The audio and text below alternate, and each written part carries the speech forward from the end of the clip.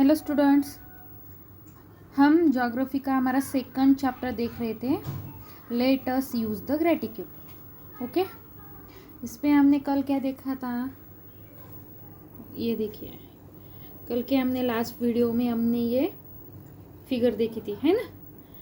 तो ये miniature model of the earth कल हमने देखा था, जिसे हम ग्लोब कहते हैं।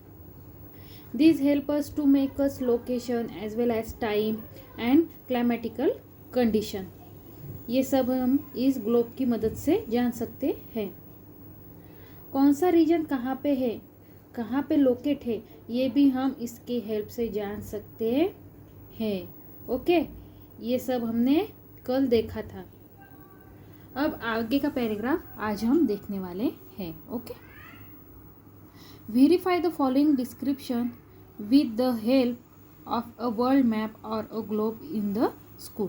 While describing the location of a place, we need to consider only one parallel and one meridian.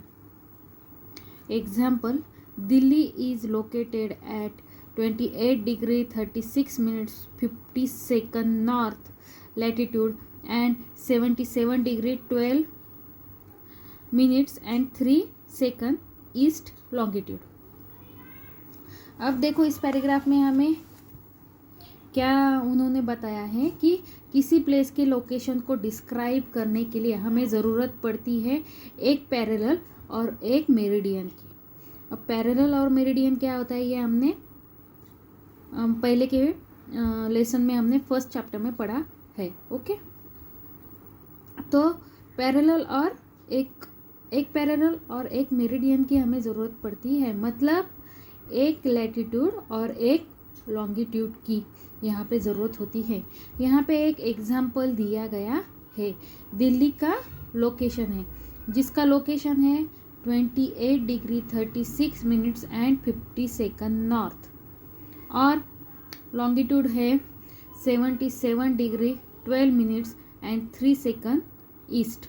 किसी भी रीजन की हमें एक्सटेंड फाइंड करनी है तो दो पैरेलल और दो मेरिडियंस की ज़रूरत होती है, मतलब दो लॉन्गिट्यूड और दो लैटिट्यूड की ज़रूरत होती है यहाँ पे एक्सटेंड फाइंड करने के लिए। ये देखिए आगे दिया है, for describing the extent of a region we need to consider two parallels and two meridians of the extreme ends of the region. अभी देखो, अगर हमें किसी शहर का लोकेशन पता करना है, ओके, तो हमें सिर्फ एक मेरिडियन और एक पैरेलल की ज़रूरत होती है। ओके, लेकिन अब रीजन, जब एक पूरा रीजन, ओके, पूरा प्रदेश, पूरा एक देश जिसे हम बोलते हैं, तो अगर वो हमें पता करना है तो हमें दो लॉन्गिट्यूड और दो पैरेलल की ज़रूरत होती है।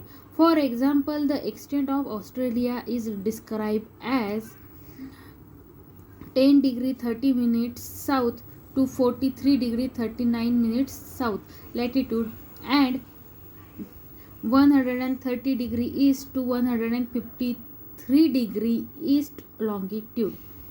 ओके, तो अब देखो यहाँ पे उन्होंने ऑस्ट्रेलिया का एग्जाम्पल दिया है। ये यहाँ पे आपको ऑस्ट्रेलिया दिख रहा है ना।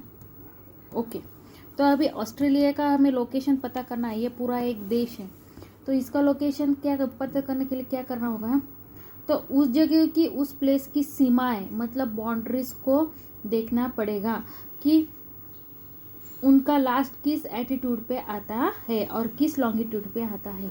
मतलब इस ऑस्ट्रेलिया की ये जो बाउंड्रीज है, ये कहाँ पे, देखो इसका एंड कहाँ पे, कौन से पैरेलल पे है और कौन से मेरिडियन पे है, ये हमें यहाँ पे देखना पड़ेगा।